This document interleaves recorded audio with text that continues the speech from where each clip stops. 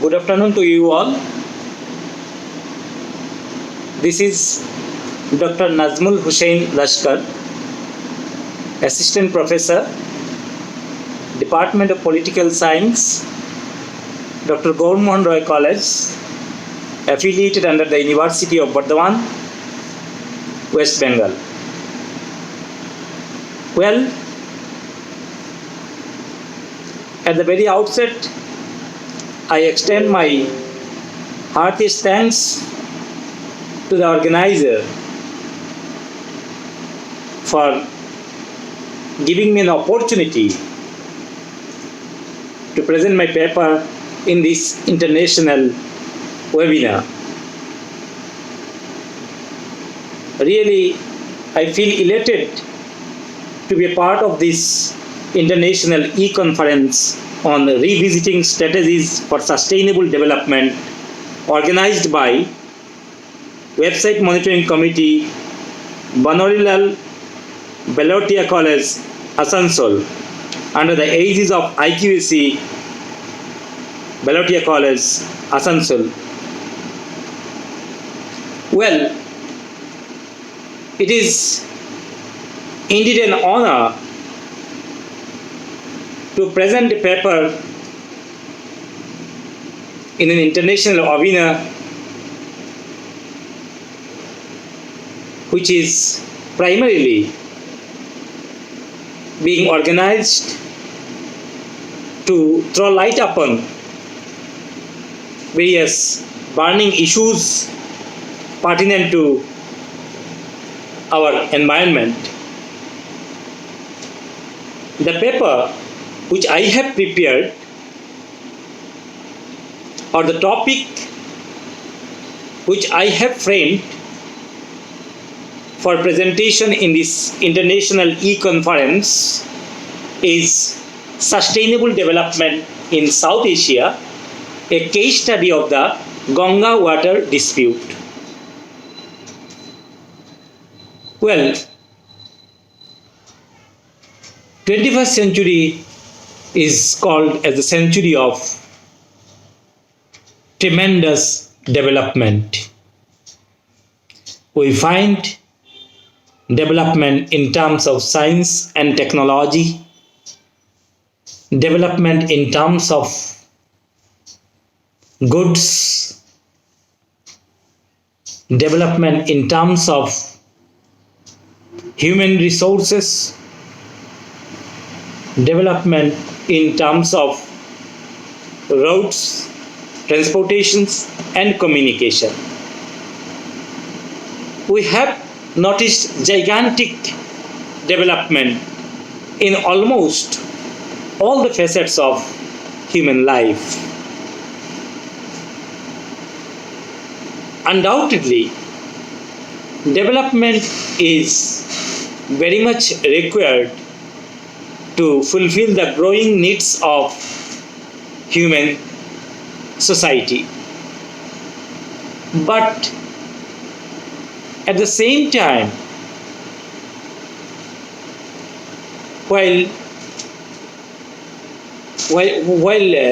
preparing or planning to go for any development work, we are to give equal importance upon the needs of the future generations. We cannot and should not recklessly use the resources only for the present generation. While using resources, we must think for the upcoming generations also. That is what we call sustainable development. So in this paper, I have taken a modest attempt to understand what is sustainable development, especially in the context of South Asia, with special reference to the study of Ganga water dispute. So due to time paucity, it is not possible to go through the paper in detail. Just I would like to read out or point out the key arguments of my paper So, as we know that the environment, broadly considered, embraces both the natural and man-made resources for the enhancement of human welfare.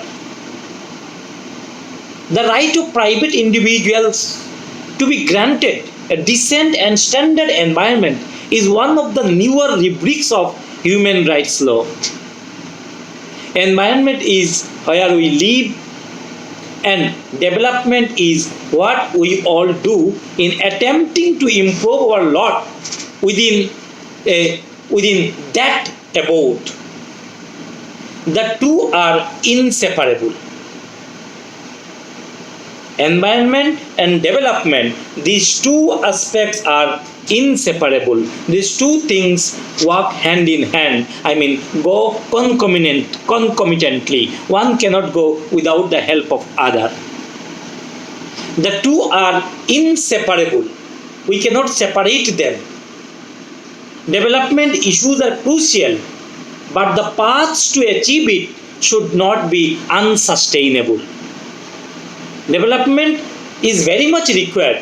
At the very outset, I told you, to fulfill the growing needs of human society, human civilization, we must concentrate, we must focus on development activities. But it should not be unsustainable.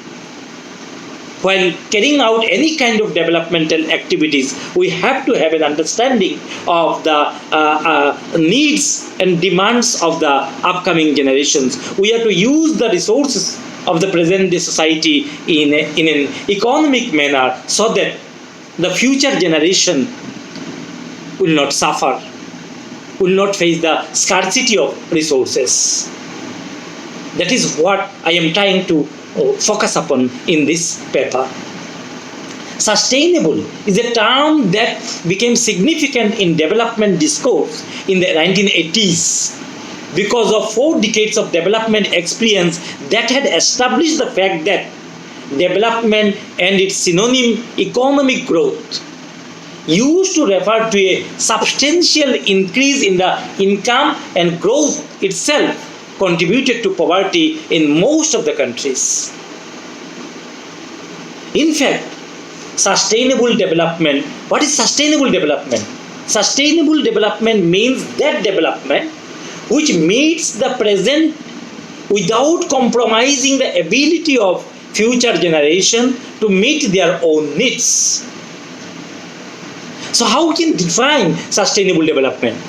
Sustainable development means the needs of the present without compromising the ability of future generation to meet their own needs. So as I am trying to analyze the impact of sustainable development in the context of South Asia. So we know that South Asian region is a unique one, situated to the south of the Himalayas, on grounds of size, population and natural resources. The South Asian region occupies a special place in the world. In fact, the Human Development Report of 2018 shows that South Asia, due to adoption of unsustainable paths of development, due to the adoption of the unsustainable paths of development process, is emerging as the South Asia is emerging as the most poor and the most backward region compared to the rest of the world. South Asia is known for its human resources, is known for its population, is known for its natural resources, is known for its water availability. But if we see the World Development Report of 2018, it becomes clearly evident that this region has emerged as one of the most poor and most backward region compared to the rest of the world. It is only because of the adoption of unsustainable paths of development. Hence, the need of the hour is to re-examine the entire concept of development in this region, in this area, in terms of future progress, so that the relation between development and environment, the relation between development and environment is not neglected. As I told you that development and environment both should work concomitantly, both should go hand in hand, both should go together. We have to give equal importance upon development and environment. The second half of the 90s witnessed great dynamism in cooperative efforts in South Asia. Development issues and environmental concerns are occupying a center stage in the resource-rich region. However, this region too needs to adopt sustainable patterns for environmental resource and management, which could help it to arrive at multilateral solutions and restructure economy based on cooperation between one and other. Such an intention is best reflected in the management of the Ganga waters between upstream state India and with a geographical advantage over the downstream state Bangladesh in respect of the exploitation of the Ganga water.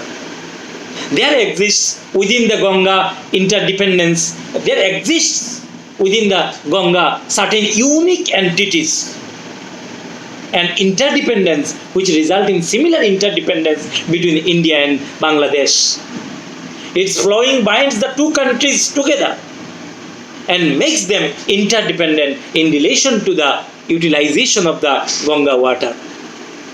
Hence, a conflict of national interest occurred. If we see that a conflict of national interest occurred between the two states, India and Bangladesh, over the sharing of the Ganga water, resulting in a serious controversy.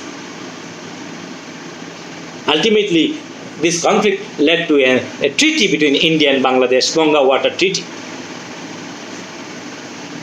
And that treaty ultimately solved the long-standing disputes between India and Bangladesh over the issue of sharing water of the Ganga river. So in this paper, I have made an humble attempt to understand the application of sustainable development model in South Asia with special reference to the issue of the Ganga water dispute. Thank you all of you.